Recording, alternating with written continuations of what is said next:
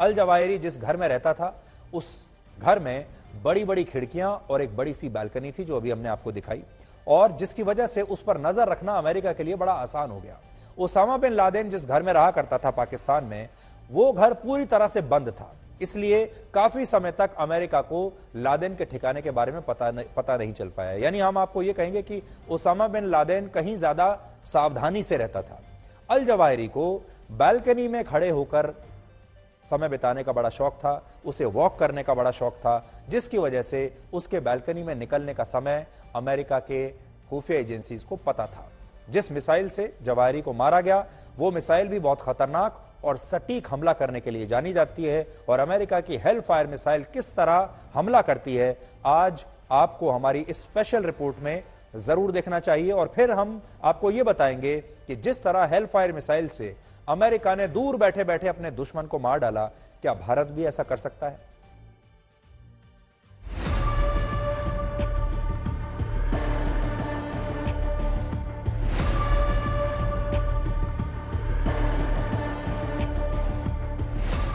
किसी को भनक तक नहीं लगी और अमेरिकन निंजा ने जवाहिरी का काम तमाम कर दिया। न अलकायदा के आतंकी कुछ कर पाए, न तालिबान के लड़ाके उन्हें घेर पाए। 2 अमेरिकी निंजा ने बालकनी में घुसकर जवाहिरी को मार डाला। अमेरिका अपने इस निंजा हमलावर को कहता है R9X हेलफायर निंजा मिसाइल।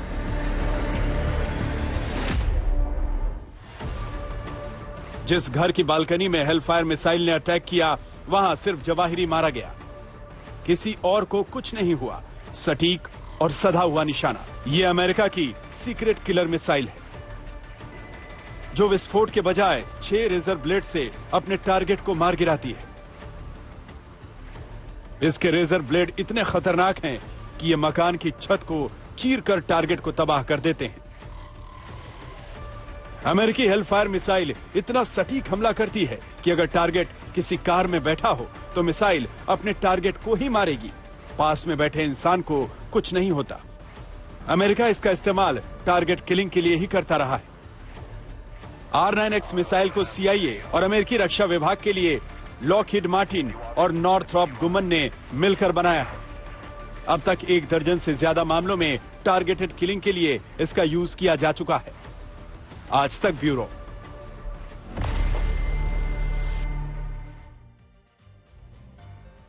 तो अमेरिका ने पूरी दुनिया को बता दिया है कि वो अपने दुश्मनों को मारने के लिए युद्ध नहीं करेगा, बल्कि वो उनकी टारगेट किलिंग करेगा।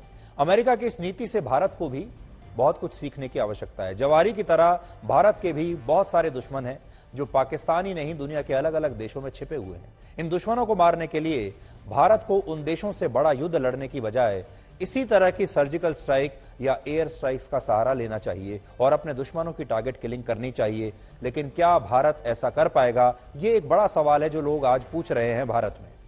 अमेरिका को तबाह करने का सपना जवाहिरी और लादेन जैसे आतंकवादियों पर काफी भारी पड़ा।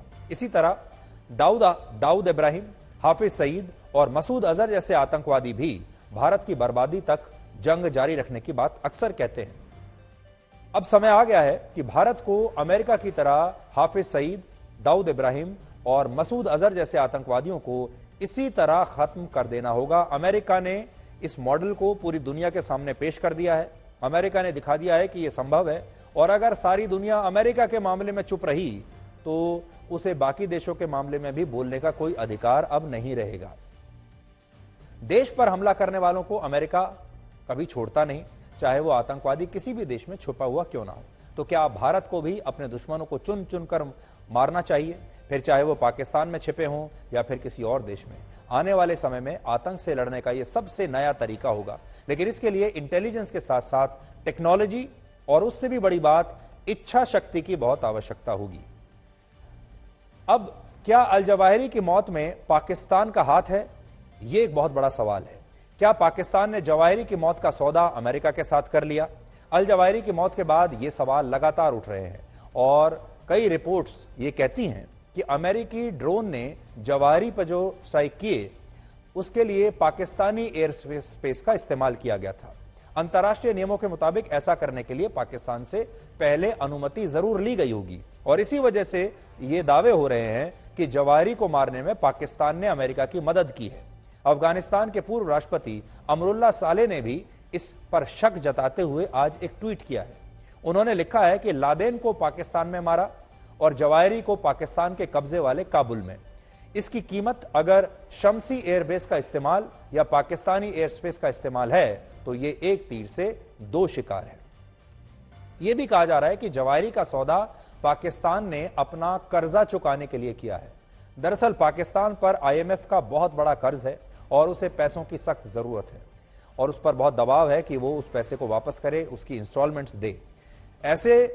ऐसी खबरें आ रही हैं कि अमेरिका से पाकिस्तान ने जवाहिरी का सौदा $10 मिलियन यानी करीब 78 करोड़ रुपए में कर लिया और यह भी कहा जा रहा है कि पाकिस्तान ने IMF से राहत पाने के लिए अमेरिका से मदद मांगी और फिर अमेरिका ने कहा कि मदद हम आपको करेंगे, लेकिन पहले आप हमारी जवाहिरी को मारने में मदद कीजिए।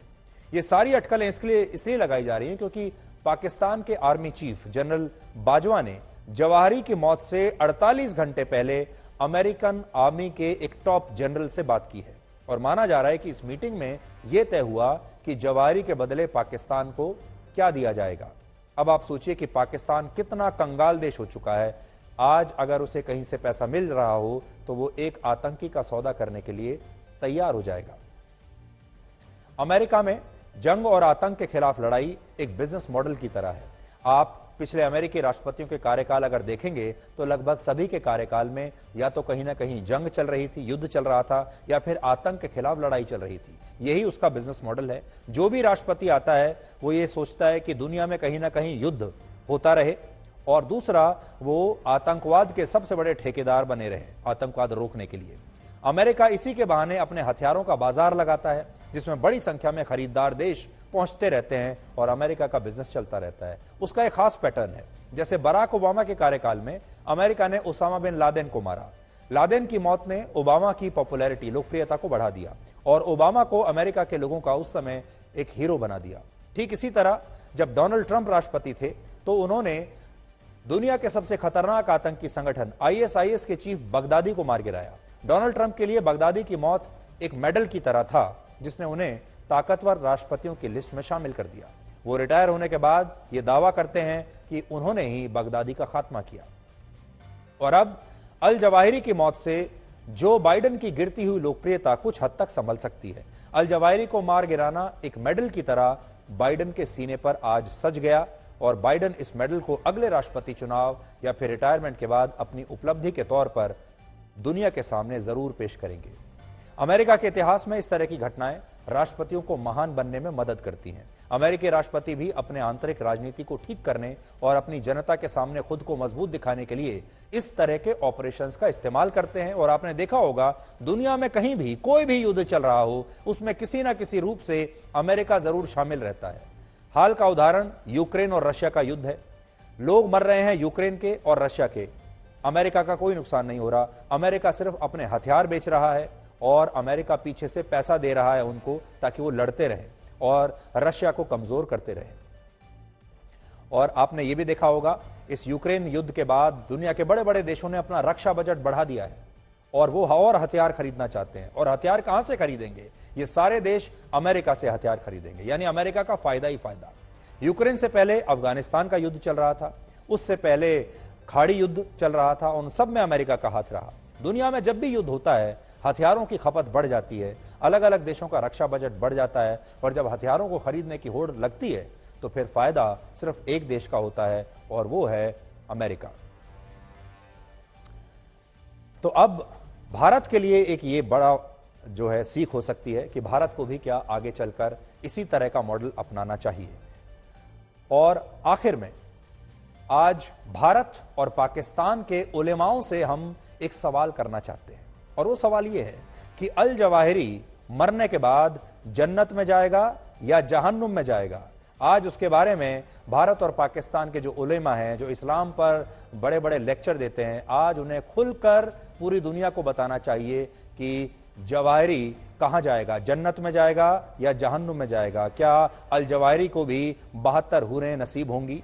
इस्लाम के तमाम ठेकेदारों को आज इस पर अपनी दिव्य दृष्टि दुनिया के सामने जरूर स्पष्ट करनी चाहिए।